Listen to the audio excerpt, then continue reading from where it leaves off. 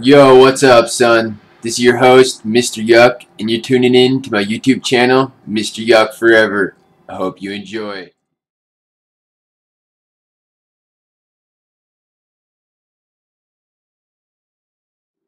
Alright, yo, what's up? So, today I'm going to be showing you one of the two strongest builds for the Wizard in Diablo 3 for the PlayStation 3. But first, we're going to have to go in here to the options. We're going to come up to gameplay in elective mode. Make sure this is selected. It enables you to assign any skill to any skill button. And that way we can have a combination of any skills that we want. So in this strongest build, I call it the Frozen Chaos Dark Archon Build. There's two different versions, but they are the strongest build for the Wizard.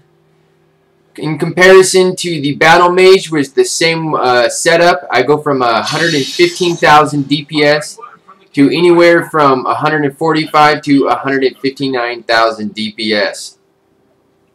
So in this build, we're going to take a look at, right off the bat, let me throw on my magic weapon and my, my armor real quick. And you'll see that I'm at 145,000 DPS with just right at about 3,000 armor and 81,000 health. It's an amazing build for parties. You can let everybody else sit up in the front and be your cannon fodder. Just be tanks and soak up the damage while you sit back and you deal out the most hardcore damage of any character. So how we're going to set this up here, we're going to jump into our skill build. And much like the Battle Mage build, we're going to have Electrocute with Surge of Power, which gains 1 arcane power for every enemy hit. So I regenerate 3 arcane power every time I use that. Disintegrate with Chaos Nexus again, so we can fan out and mob up large groups of dudes at once. For Frost Nova, we're again going to have Cold Snap, which reduces the cooldown to 9 seconds. It's going to be literally our only defensive spell in this build, but it's all we're going to need because we're going to be doing so much damage. We're going to have 2 Conjuration moves for one build on the slightly less DPS build. We're going to have Ice Armor, and in Ice Armor we're going to have Chilling Aura. And what it does is it slows the enemies down around you and to like 30% movement speed. Okay, and it chills them, so this is very crucial. Melee attackers also take damage, but not so important. Down here in one of our passive skills, you'll notice I have Cold-Blooded. All damage dealt to chilled and frozen targets is increased by 20%. So because you have ice armor on and dudes are just around you, you're going to be doing an instant 20% more damage to them. For my second Conjuration skill, this is where the elective skill mode comes into play, because I can take off any other, I can switch to Mastery or another primary, whatever. I'm going to go with Magic Weapon again, and you can either go to Blood Magic, which regens 1.5% damage. I actually like this really well in this skill build, since you do so much DPS that you're able to recover quite a bit of health. And then, so with that said, we're going to jump in our final skill. We're going to be using the Dark Archon, and the final version is the improved Archon. So while I am in my Dark Archon form, my damage is increased by 25% over DPS of what I already have, and my armor resistance and complete resistances in general is increased by 40%, which is just insane. So it does stack a little bit of armor on your character while you're in the Archon form, and your damage is just out of this world, literally. So we're gonna jump back, pretty much using the same armor, but instead of my Centurion shield, I'm gonna be using a Winter Flurry, pretty much just set up as a Frost Chaos Mage at this point. With Winter's Flurry on, it gives me a shitload of intelligence, cold skill damage, 59 to 404 damage. And crit hits grant 10 arcane power, so I can regen my arcane just really fast. And I switched one of my rings out for an abyssal loop, which gives me critical hit damage up, vitality, intelligence, and some dexterity. So that's the build. And then we're going to jump in and start mopping up some dudes here on Inferno mode. Master level 2. Alright, so we rounded up a couple dudes here, a couple pretty strong unique guys.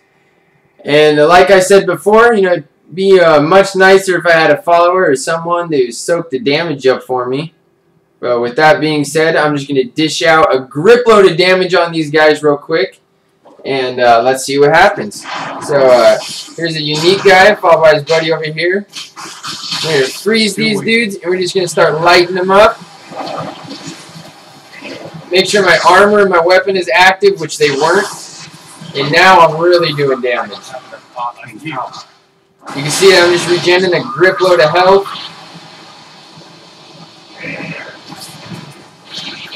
And in that Dark Archon, they cannot even do damage to me.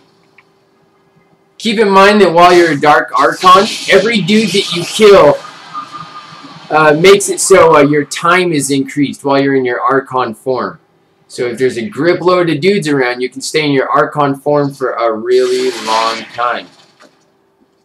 Also, while killing dudes past level 60 prestige, you achieve Nephilim Valor, which just means that you're able to find a lot more really rare, awesome stuff. And look at these dudes; they can't even hurt me, and I'm not even on my Battle Mage build. We'll just freeze these dudes, and we'll just light them up with Chaos Nexus, hitting pretty much all those dudes. You didn't see that coming, did you? Alright, so you might notice that the build works pretty well, and stuff starts to stack really nice in your favor.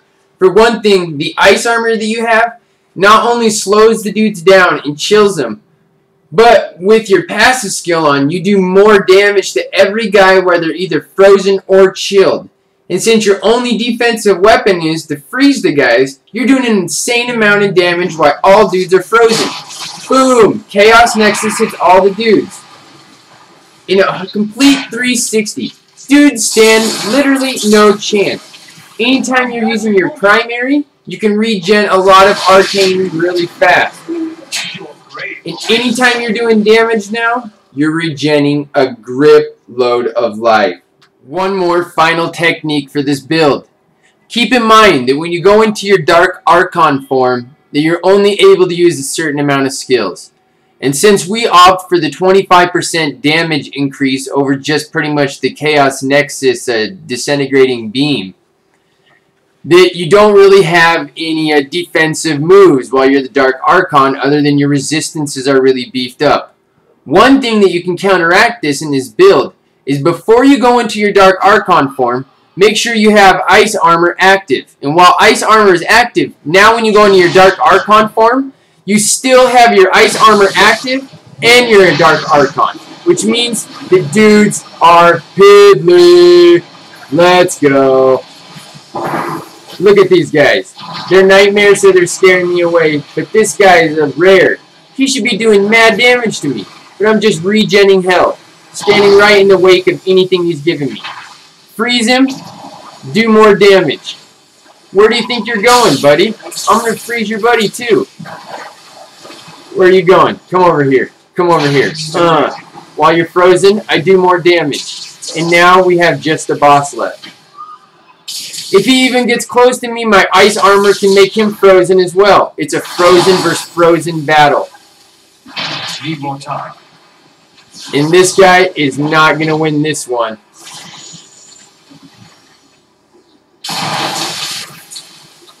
Freeze one more time and say goodnight. And now for one final strategy to how to increase your DPS even a little bit higher and stack even a little more damage on an already insane build. We're going to go back to our skills, and instead, on Ice Armor, we're going to switch over to a Familiar. On our Familiar, we're going to go with our first modifier, Spark Flint. All damage now is increased by 12% while this Familiar is active. It also does like 20% weapon damage, which is really irrelevant, because we're not worried about that. It also stays active for 5 minutes, and it can't die. It can't even be targeted by damage. Okay, so going from 145, right there, 1,000 DPS, we activate our Familiar, and now we're at 159,000 DPS. These dudes are even weaker than before now, and we will just be able to roll through these guys. Freeze them. Chaos Nexus. These guys stand no chance. Okay, run up. Let's run past these guys. Freeze these guys. Let's go into some Archon. And these dudes are dead literally in just an instant. A big mob of dudes stand literally no chance for the Dark Archon build. Alright, and if you didn't think your DPS could get any better, there's one way to do it. Switching from blood magic and leeching that life, you can go over the force weapon, which increases your damage just a little bit more and a chance for knockback. Right, normally if you're playing by yourself, the Lich Leaf is probably the way to go. Since we're not playing with a follower, shouldn't be doing this, but I'm going to do it anyways. Increases your DPS now from 159 to 165. Alright, I get backed up into a corner. Right there, I'm at 165. Let's see if I can fight my way out of a grip load of dudes with the highest set DPS I can have. Alright, let's go.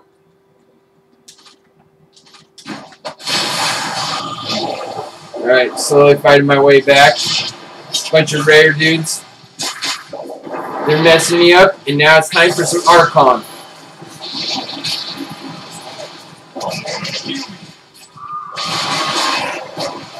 As long as I'm shooting the dudes, I'm regenning a grip load of life. This guy's shielding my attacks, but just laying an insane amount of damage into him. And regenning an insane amount of health. It looks like he stopped me, but no way. The Dark Archon form is too great for any enemy to handle. Hey man, thanks for watching my character builds of the Wizard here on Diablo 3. Like I said, playing on Inferno on Master 2 difficulty.